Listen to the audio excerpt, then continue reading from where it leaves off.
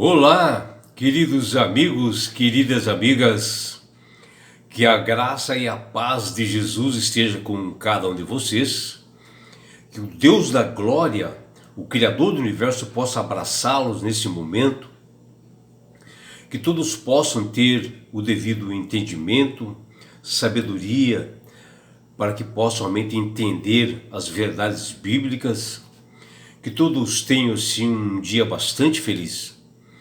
Vamos à lição?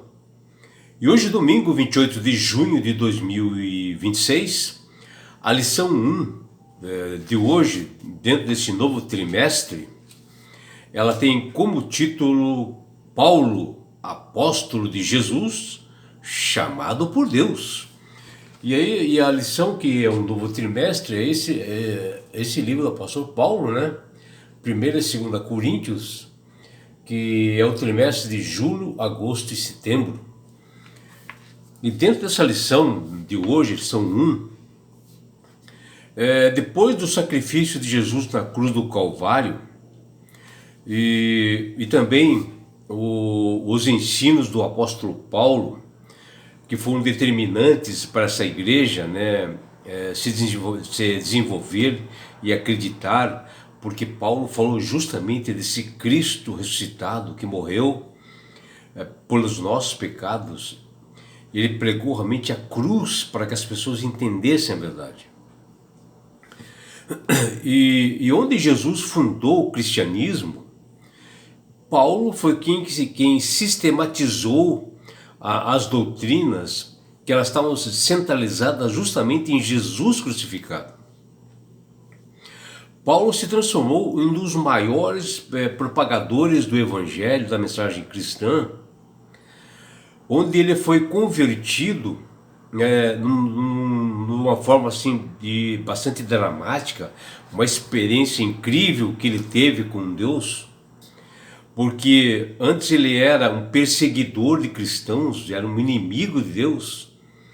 E eis que após ele sair de Damasco, que ele cai de um cavalo,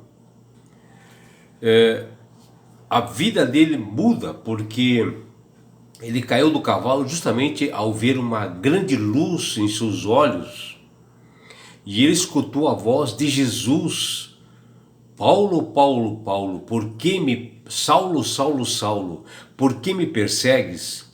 Que depois ele foi mudar de nome para Paulo. E ao cair no chão, né, ele começa a mudar a sua vida ali.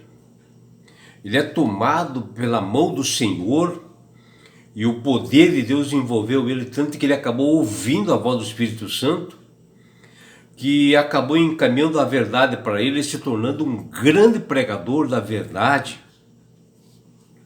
E na lição de hoje, que está lá em 1 Coríntios capítulo 1, versículo 1, e Romanos capítulo 1, versículo 1 também, nós vemos ali dois aspectos do ministério de Paulo que são assim importantes para nós entendermos. Porque Paulo, nas suas cartas que ele enviava, ou epístolas, né, ele já se identificava desde o início, assim, a saudação dele era esta. Veja a saudação que ele fazia. Olha o que diz nas Escrituras: Paulo, chamado pela vontade de Deus para ser apóstolo de Jesus Cristo. E é o que ele escrevia ali na 1ª carta de Coríntios, capítulo 1, versículo 1, e também em Romanos 1, versículo 1, e em todas as suas epístolas ele mencionava que ele era um apóstolo de Jesus. E ele fazia isto porque Paulo era uma pessoa comprometida, porque ele foi enviado por Deus assim, para pregar o evangelho para os gentios, para os estrangeiros, e ele era um judeu, né? Para ele proclamar a verdade, as boas novas deixadas por Cristo, para todas as pessoas, independente de raça, nação, classe. E esse modo inicial de saudação, Paulo faz em todas as suas cartas, né? Paulo aqui ele destrói todo o argumento quando ele dá essa saudação inicial. Ele destrói todo o argumento e pretensão de qualquer pessoa, porque ele está se identificando como uma pessoa de Cristo. Ele afirma quem ele é, a quem ele pertence, porque ele, Paulo, ele vivia o Evangelho e as pessoas enxergavam isto nele. Paulo menciona sobre o seu chamado e apostolado como um cumprimento da vontade e do querer de Deus. Porque Paulo, que Deus viu em Paulo valores que ele poderia ser aplicado realmente na mensagem do Evangelho. E transformou a vida desse homem. E Paulo estava assim, bastante seguro, né, de que a sua vocação, o seu dom, vinha de Deus e não de homens, né? E que Deus havia dado isto para ele, que está lá em Gálatas capítulo 1, versículo 1. Assim como Jeremias, o profeta Jeremias, ele foi separado desde o ventre materno, como diz lá em Jeremias 1,5, que foi por um ato assim da graça divina que identificou Jeremias no ventre, que está lá em Gálatas 1,15, para anunciar o evangelho de Cristo aos gentios, e Paulo também foi assim. É claro que no decorrer da sua vida ele tomou rumos assim diferentes, né? E Paulo, quando ele fala que ele foi pregar para os gentios, né, ele foi pregar para os estrangeiros, porque as pessoas acharam que a salvação era só para os judeus, né? E aí a partir desse momento, com a recusa do Messias, foi Jesus, que morreu e eles não entenderam isto, a salvação foi aberta a todos, independente de qual seja o pecado, e Deus perdoa isto. Tanto é que você vê o que Deus fez na vida de Paulo. Em 1 Coríntios capítulo 15, versículo 8, Paulo se inclui entre essas pessoas às quais Cristo apareceu após a ressurreição, porque Jesus, após morrer, né, ser crucificado na cruz, ele ressuscitou, né? E ele acabou aparecendo para mulheres, para várias pessoas. E uma das pessoas que Jesus apareceu posterior à sua morte foi Paulo, né? Porque ele não teve assim um contato pessoal com Jesus. E Paulo se inclui entre essas pessoas em quais Cristo apareceu na ressurreição, que ele fala em 1 Coríntios capítulo 15, versículos 5 até 7. E assim, poucos versos depois, dentro dessa mesma epístola, Paulo dá a entender que o seu chamado para ele ser um apóstolo decorreu desse encontro com Jesus.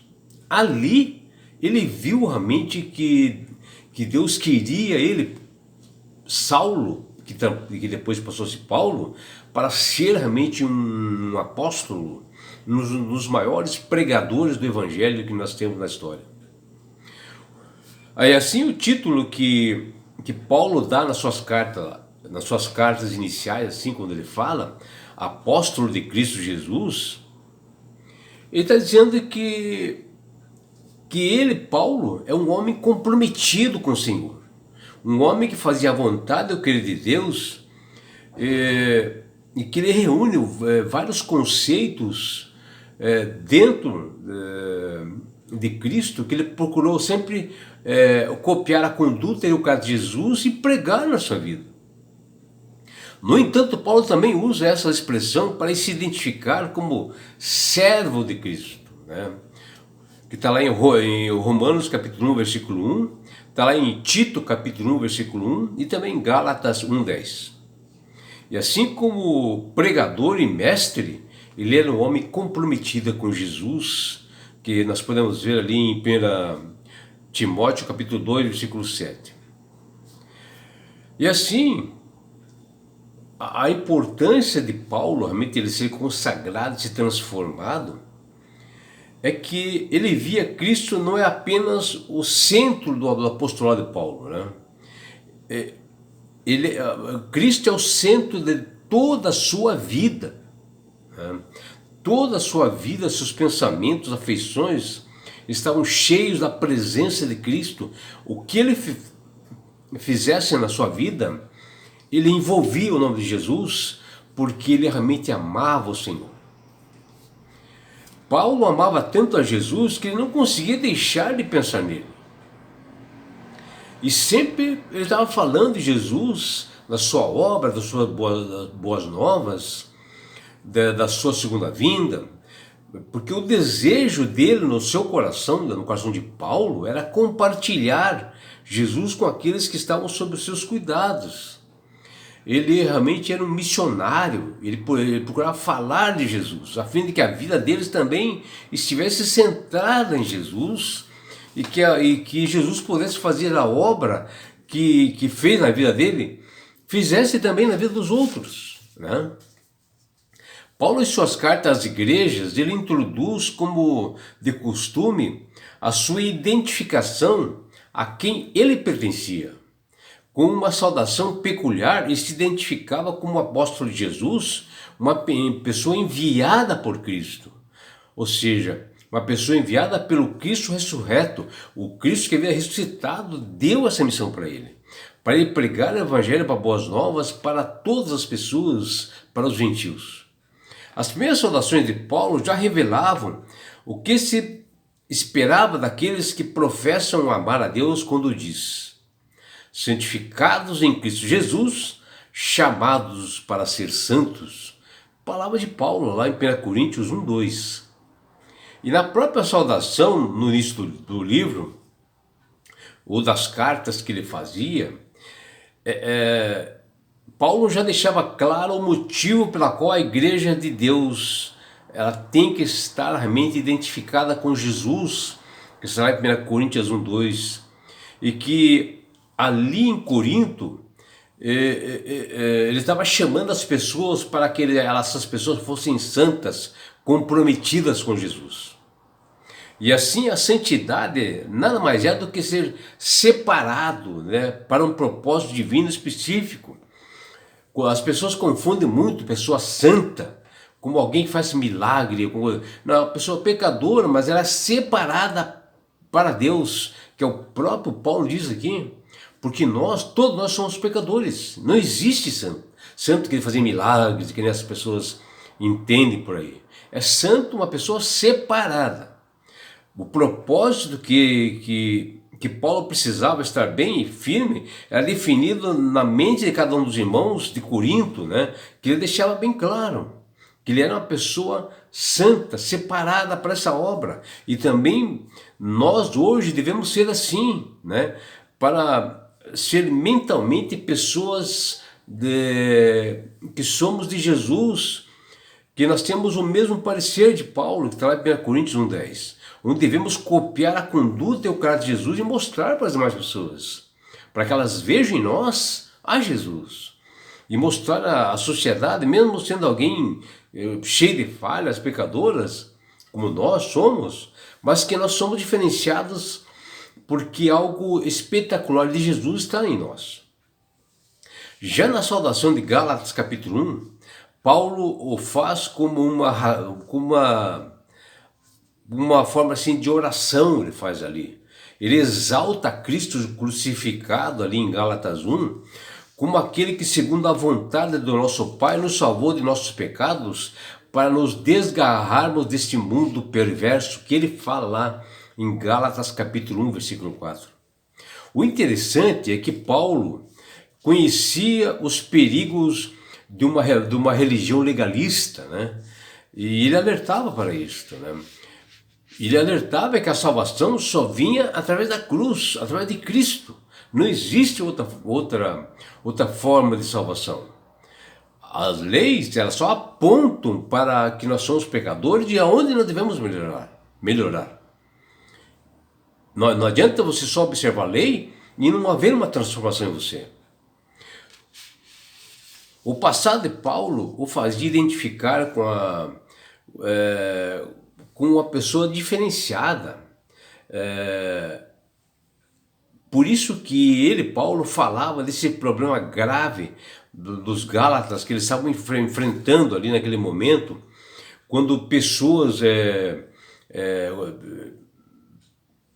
falsos profetas, falsos mestres, estavam que introduzir doutrinas diferentes, né, da verdade. Estavam querendo colocar idolatria ali dentro, e Paulo queria mudar tudo isso e alertar aos irmãos para que não caíssem nisso. Porque se eles continuassem a proceder da forma que estava acontecendo, eles não passariam de uma nova classe de cristãos fariseus. Ou seja, eles estavam mais preocupados com o exterior do que a parte mais importante, que era a transformação interior do coração. Eles estavam preocupados em observar as leis, mas não havia transformação em seus corações. Pois uma pessoa que ela exterioriza, assim, com sinceridade, verdadeiramente aperfeiçoado, nada mais é do que o resultado de um interior santificado, é que ele mostra realmente as verdades. Há uma diferença disso. E assim, nenhum anjo vindo do céu, como diz lá em Gálatas 1:8, tem autorização dada por Deus, muito menos pelas Escrituras, de modificar ou alterar ou acrescentar ou retirar qualquer ato de inspiração das Sagradas Escrituras. Ninguém pode alterar isto. E em 1 Coríntios capítulo 15, versículos 5 até 7, Paulo faz uma defesa assim irrefutável da ressurreição literal e corpórea de Cristo, e da importância disto, porque Cristo morreu por nós, pagando os pecados e nos livrando da morte eterna e do pecado. E dentre os quais Jesus apareceu para ele, Paulo, e deu uma missão tremenda, fundamentada em testemunhos oculares de que ele viu, né, para provar que a morte não é o fim, e que existe uma vida eterna para isto, e que Jesus foi preparar para todos nós isto. E Paulo confirma o evento histórico que haverá uma ressurreição dos crentes na segunda vinda de Jesus, que está se aproximando de nós, porque os sinais estão ocorrendo nos dias de hoje. E foi após Jesus ter ressuscitado que ele aparece ao apóstolo Paulo e faz este convite para Saulo, então, que transforma de Paulo, para ele se tornar um vaso de honra, como de fato ocorreu, que está lá em 1 Coríntios capítulo 15, versículo 9 até 11. Naquela época de Paulo, a Bíblia era composta apenas pelo Antigo Testamento. Percebam como Paulo se refere a essa porção da palavra de Deus quando ele diz Sagradas Escrituras, que está lá em Romanos 1:2. A santidade que deveria ser manifestada entre os cristãos de Roma foi a mesma requerida por Deus ao antigo Israel quando disse: Santos sereis, porque eu, o Senhor, vosso Deus, sou santo, que está lá em Levítico capítulo 19, versículo 2. É a mesma frase reforçada no apelo que Pedro faz, que ele diz lá, porque está escrito, sede santos, porque eu sou santo, que está lá em 1 Pedro 1,16. E esta é a obra que o Espírito Santo quer realizar em todos nós, uma transformação como fez na vida de Paulo, para que nós possamos ser realmente pessoas realmente transformadas pelo poder de Deus, que as outras pessoas enxerguem em nós Cristo, né? Pois é através de nosso caráter modificado, que é santificado, que nós somos capacitados de cumprir uma missão de levar o Evangelho para todas as pessoas, sendo nós mesmos preparados para um grande encontro com o Senhor, através realmente do nosso trabalho, de salvar pessoas, de ajudar pessoas. Enquanto nós falamos assim que somos apóstolos de Jesus Cristo, e aí após isso, quando Jesus virá, e que se aproxima esse grande dia, que você, meu amigo, minha amiga, se prepare realmente, que você possa aceitar Jesus como Salvador e Senhor da sua vida, ser transformado pelo poder do Espírito Santo. Que você tenha um belo dia ao lado do Criador do Universo. É o que deseja seu amigo João Carlos Amorim.